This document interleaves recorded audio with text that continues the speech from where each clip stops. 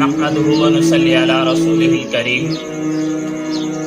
اللہ تبارک و تعالیٰ نے اپنی عظیم نعمتوں میں سے ایک نعمت قرآن مجید کی عطا کی ہے، اور پھر اس کی آیات میں جہاں ہمارے لیے حلال و حرام کو بیان کیا ہے، وہیں پر اللہ تبارک و تعالیٰ نے اس کی آیات کے اندر ایک ایسی تاثیر رکھی ہے جن میں سے ہر ایک آیت کی تاثیر دوسرے سے کچھ مختلف ہے۔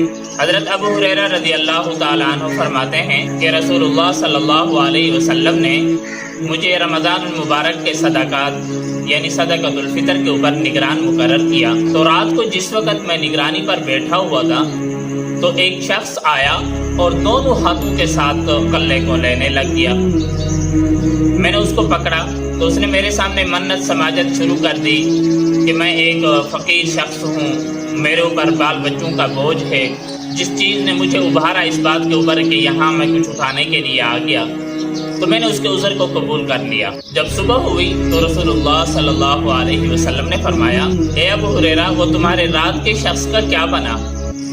تو میں نے کہا، اے اللہ کے رسول، وہ لینے کے لیے آیا، جب میں نے اسے پکڑ لیا تو وہ میرے سامنے عذر بیان کرنے لگا اور مجھے کہنے لگا کہ میرے اوپر بال بچوں کا بہت زیادہ بوجھ ہے، تو میں نے اس کے عذر کو قبول کیا اور اس کو چھوڑ دیا۔ تو رسول اللہ صلی اللہ علیہ وسلم نے فرمایا کہ وہ دوبارہ آئے گا اور وہ اپنی بات میں جھوٹا ہے۔ تو دوسری رات مجھے یقین ہو گیا کہ وہ شخص دوبارہ آئے گا، کہ رسول اللہ صلی اللہ علیہ وسلم نے کہا ہے کہ وہ آئے گا۔ تو کیا دیکھتا ہوں کہ وہ شخص دوبارہ آ گیا اور دوبارہ دونوں ہاتھوں سے غلہ لینے لگا۔ میں نے اس کو پکڑا تو اس شخص نے دوبارہ وہی عذر پیش کرنے لگ گیا کہ بھئی میرے اوپر بال بچوں کا بوجھ ہے، میں بہت محتاج ہوں، اس وجہ سے لینے آیا ہوں اور آئندہ نہیں آؤں گا۔ تو میں نے اس کے عذر کو قبول کر لیا اور میں نے اس کو چھوڑ دیا۔ صبح ہوئی تو رسول اللہ صلی اللہ علیہ وسلم نے فرمایا، اے ابو ہریرہ، وہ تمہارے رات کے شخص کا کیا بنا؟ تو میں نے سارا قصہ بیان کیا تو رسول اللہ صلی اللہ علیہ وسلم نے فرمایا کہ وہ شخص جھوٹا ہے اور وہ پھر آئے گا۔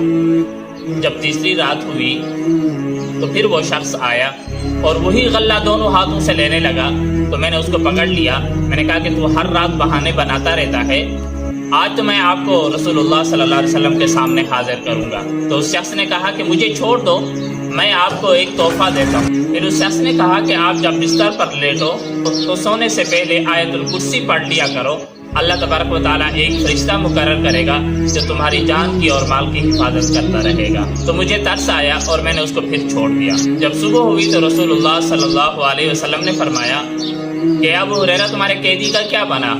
تو میں نے کہا، اے اللہ کے رسول، پھر وہ آیا تھا۔ پھر میں نے اس کو پکڑا تو اس نے کہا، میں آپ کو چند کلمات سکھاتا ہوں جو آپ کو نفع دیں گے، مجھے چھوڑ دیجیے۔ تو اس نے مجھے کہا کہ سونے سے پہلے آیت الکرسی پڑھ لیا کرو، اس سے اللہ تبارک و تعالیٰ تمہاری جان اور مال کی حفاظت کریں گے۔ تو رسول اللہ صلی اللہ علیہ وسلم نے فرمایا، وہ شخص جھوٹا ہے لیکن اس نے یہ بات سچی کی ہے، اور آپ کو پتہ ہے کہ وہ شخص کون تھا؟ میں نے کہا، اللہ کے رسول، میں تو نہیں جانتا۔ تو رسول اللہ صلی اللہ علیہ وسلم نے فرمایا کہ وہ تینوں راتوں جو تمہارے پاس شخص آتا رہا وہ شیطان تھا۔ تو میرے بھائی، آج کے اس پرفتن دور کے اندر جہاں پر ہمیں ہر وقت اپنی جان کا بھی خطرہ، اپنے مال کا بھی خطرہ، اپنی اولاد کا بھی خطرہ رہتا ہے، تو کیوں نہ جب ہم رات کو سوئیں تو اس آیت الکرسی کو پڑھ لیں، اللہ تبارک و تعالیٰ پوری رات ہماری حفاظت فرمائیں گے، اور پھر جب صبح ہو تو صبح کو پڑھ لیں اور اللہ تعالیٰ شام تک ہماری حفاظت فرمائیں گے۔ اور دوسری بات یہ ہے کہ یہ آیت الکرسی قرآن مجید کی آیات میں سب سے زیادہ عظمت اور رفعت رکھنے والی آیت ہے۔ حضرت ابی بن کعب رضی اللہ تعالیٰ عنہ فرماتے ہیں، ایک مرتبہ رسول اللہ صلی اللہ علیہ وسلم نے فرمایا، اے ابو المنذر، کیا تمہیں معلوم ہے کہ تمہارے ہاں اللہ تعالیٰ کی کتاب میں سب سے زیادہ عظمت والی آیت کون سی ہے؟ تو میں نے کہا، اللہ اور اس کے رسول زیادہ جانتے ہیں۔ تو رسول اللہ صلی اللہ علیہ وسلم نے دوبارہ فرمایا، اے ابو المنذر، تمہیں معلوم ہے کہ اللہ تبارک و تعالیٰ کی کتاب میں سب سے زیادہ عظمت والی آیت کون سی ہے؟ تو میں نے کہا، اے اللہ کے رسول، اللہ لا الہ الا هو الحی القیوم، یعنی آیت الکرسی ہے۔ تو سرور دو عالم صلی اللہ علیہ وسلم نے فرمایا، اے ابو المنذر، تمہیں علم مبارک ہو۔ تو دیکھیے، قرآن مجید کی آیات میں اس آیت الکرسی کے اللہ تبارک و تعالیٰ نے کتنے بڑے فضائل رکھے ہیں۔ تو پہلی روایت جو بیان کی گئی وہ صحیح بخاری کی تھی، اور دوسری روایت جو حضرت ابی بن کعب رضی اللہ تعالیٰ عنہ کی تھی وہ صحیح مسلم کی ہے۔ اور آیت الکرسی کی فضیلت میں ایک روایت میں تو اتنے تک آیا ہے کہ جو شخص فرض نماز کے بعد آیت الکرسی پڑھ لیتا ہے اس کے درمیان اور جنت کے درمیان جو چیز رکاوٹ ہے وہ صرف اور صرف موت ہے۔